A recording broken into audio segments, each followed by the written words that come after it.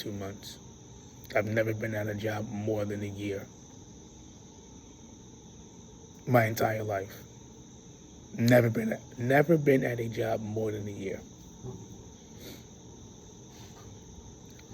Because of how I move. And that is why I was receiving Social Security and just help to live on my own. But man, the people in the Social Security offices and what they got going on, listen. When I tell you that's that part of the story, because that's another reason why I am where I am. And that's another reason why I got evicted. When they stopped my Social Security at the most awkward moment, like I was doing my normal checkup on things, and then I saw all this stuff online, and then it was chaos from there. And then May 22nd, 2024, that was it. I had to pack up and get out. Yep. I had to pack up and get out, man. But that's May 22nd, 2024. That's where the true darkness of the soul, man, that journey, that's when the journey begins to the darkness.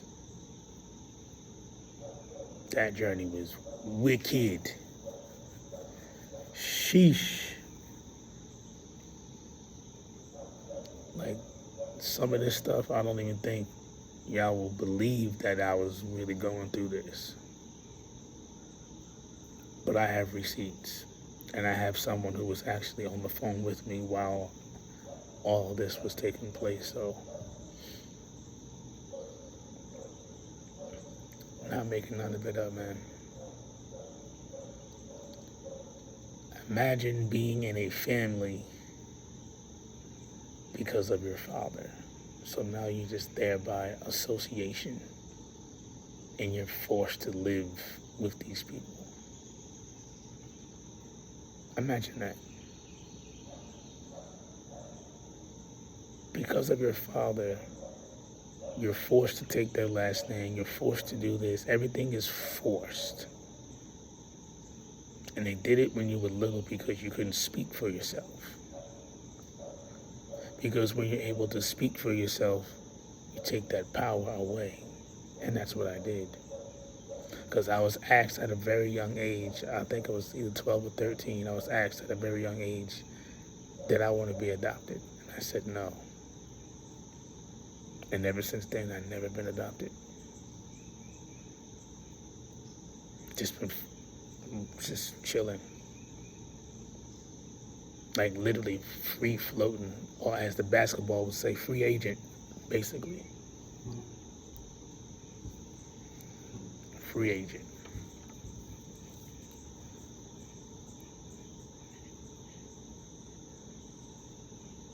Yeah, man, I had a very interesting life. I can remember as far as 2 years old, but I'm not going that far back. But like, I'm sharing, bits and pieces. Because the juiciness really starts when I get back in contact with my brother.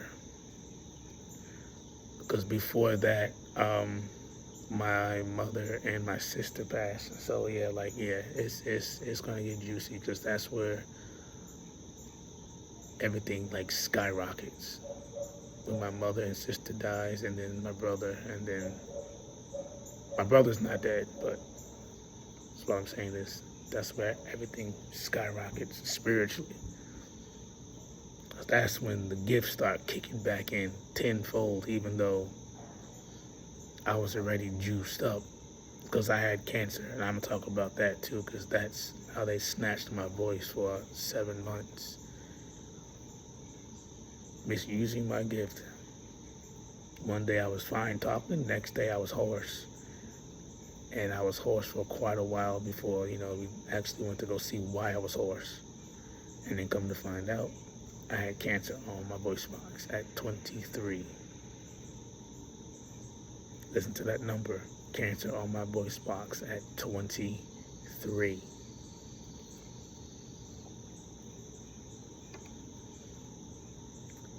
And then, like, that journey itself was wild. Because they were legitimately experimenting on me. It was weird, man. Like, for example, there was this one moment oh my gosh. There was one moment, and one of the people who I was staying with took me to the doctor. And I don't even know what was going through these doctors' head, because they wanted to know what was on my voice box. So we sitting in this office, and she comes in this room with this long metal rod. Like, it had to be, I don't know, at least it was a metal rod.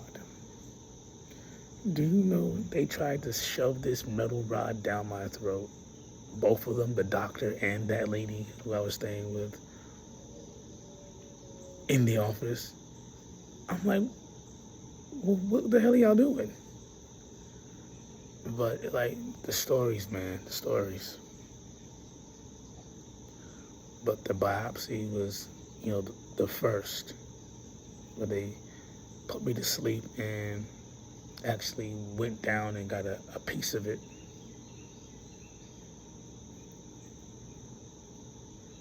And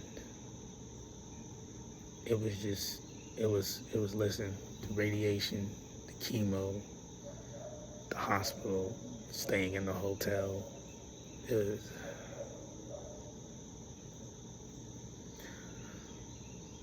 the radiation though, that was giving me, that radiation was doing,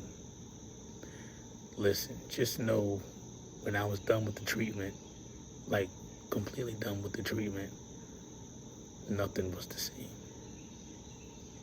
Nothing was the same. Like, talk about incredible hope juiced up. What? I could taste things. I could smell things that no one else can smell. I can taste things no one else can taste. I can hear things. Like, everything was different. And I just stayed quiet because I was like, nah, I'm not telling nobody what the hell is going on, man. Nope, not telling nobody. But a lot of stuff changed. Strength was like, it was wild. It was so wild. But I had nobody to share with or talk about it with, so I just left it alone and kept it to myself. But yeah, man, this is cool chatting with y'all about this. Cause, like, staying out here is cool, but there's moments where I'm like, yeah, I kind of miss staying in the house. But at the same moment, it's like, nah, I don't miss it, because I ain't gotta pay rent, then you gotta do this, and you gotta do this, and this, and this, and this, and this, and this, and this, just to be in at home.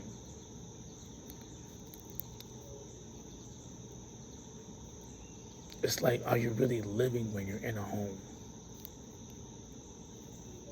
Because I must say, staying out here, things have been so cool and intergalactic that there's nothing that I'm not seeing in the skies and in reality. Like, there's nothing that I'm not seeing. If I want a front row seat to something, I'm here. It's like there's so much happening. It is unreal, especially in this park, because it's a lot of wormholes, a lot of energy pockets, and there's water over here. and it's a flowing creek. Listen, the stuff that goes on here at night, you'd have to actually sit here to believe what I'm saying half the time, half the moments. Because listen, the apparitions, the animals that pop up, because I've seen hellhounds in the physical, but they're not how you would imagine them to be. Listen, the foxes, the owls, the deer, like there's so much that goes on here at night. It's like you're not gonna miss anything. Like this place is truly magical. Like Earth itself is truly magical once you're tapped in. This place is unreal. It is unreal. But I'm 21 minutes in, so I'm gonna end it right here. I'm signing out.